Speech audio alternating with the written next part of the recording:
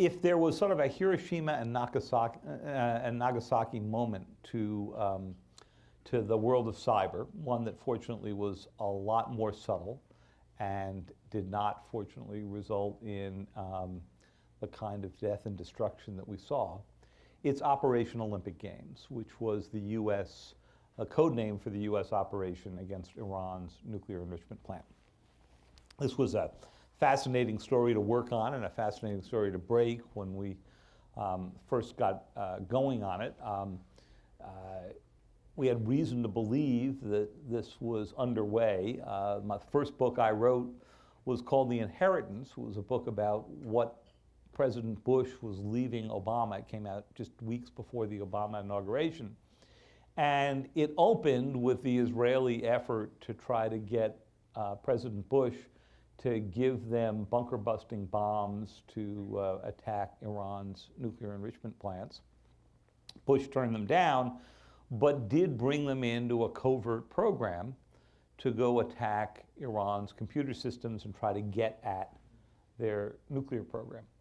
He did that because a group of generals and intelligence officials had come to him just about a year and a half before the end of his presidency and said, "Sir, we realize that you can't go out and publicly accuse Iran of having a nuclear weapons program because you did that with Iraq and it didn't work out so well. Instead, rather than go out and make the public case, here's another approach." And the approach basically was to get into the computer controllers that ran the Natanz nuclear enrichment plant, alter the data in those controllers so that they would speed up and slow down the centrifuges that spin and produce nuclear fuel. Imagine these centrifuges, they spin at supersonic speeds. They're in these big silvery floor-to-ceiling devices.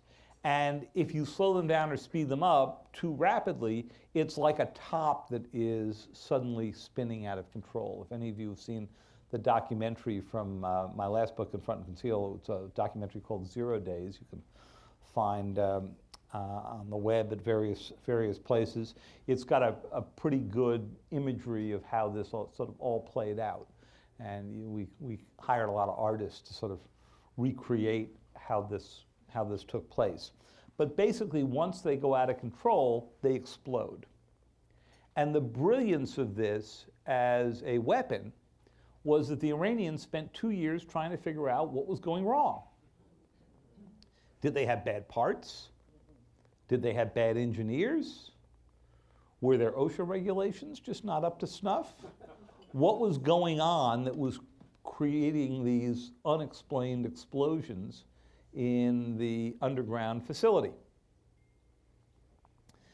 Well, the answer came when the program went slightly awry and the code itself got out, not because of any nefarious act, but because the Israelis had tweaked the code in a certain way in a dispute with the Americans about, how to go write this thing the best way. And they made an error in the course of pushing the software out too quickly. Happens to your computer, happens to your iPhone, happens to covert programs, as it turns out. A worker who had been at Natanz and had his computer plugged into the system, the code got onto his computer. He went home, hooked up to the internet, and unbeknownst to him, the code started spreading around the internet. And suddenly in the summer of 2010, we started seeing tens of thousands, then hundreds of thousands of copies of this thing spread around the globe. And it was the actual source code that we were able to pull apart.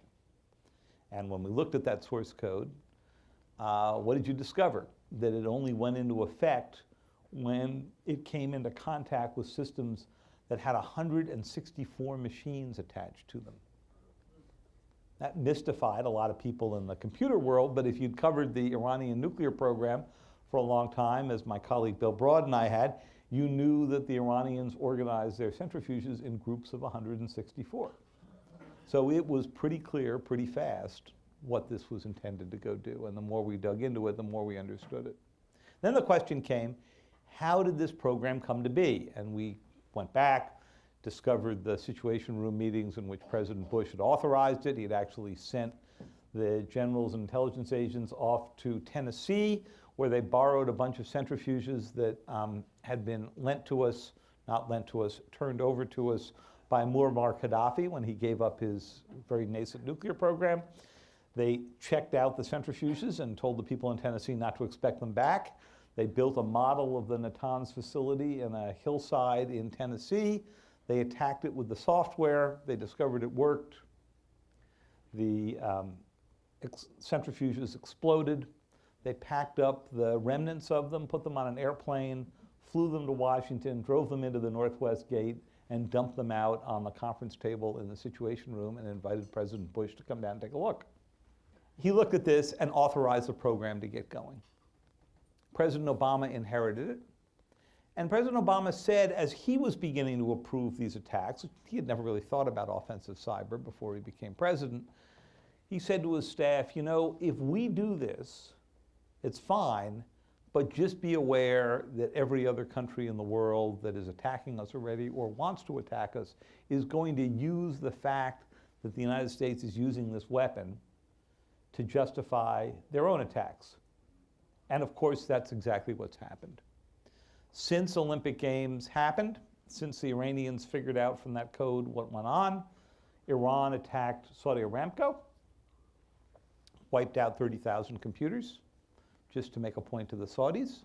Those of you in the financial industry will remember the Iranian attacks on Chase, Bank of America, a small dam that's up in Rye, New York that I used to play on as a kid. I could have told the Iranians there's no water behind it, but they never asked, right? Those are the Iranian attacks. They also went after, they really know how to hurt a country, the Sands Casino in Las Vegas. Can you imagine a nastier attack on the United States and to attack its casinos? They did that because Sheldon Adelson showed up one day at university here in New York, and on YouTube made the declaration that if you wanted to teach the Iranians a lesson, just explode a nuclear weapon in the desert and tell them that Tehran was next. So they thought, Sheldon Adelson, desert, Las Vegas, casino, I bet we can get to him before he gets to us. And sure enough, his workers came into the Sands Casino one morning and discovered that all of their hard drives that run the casino had been wiped clean. Whereupon they set about the emergency work of trying to get the casino running without any of us figuring out that they had been subject to a big cyber attack. I'm glad to say that failed. They did get the casino running. They didn't manage to hide it terribly well.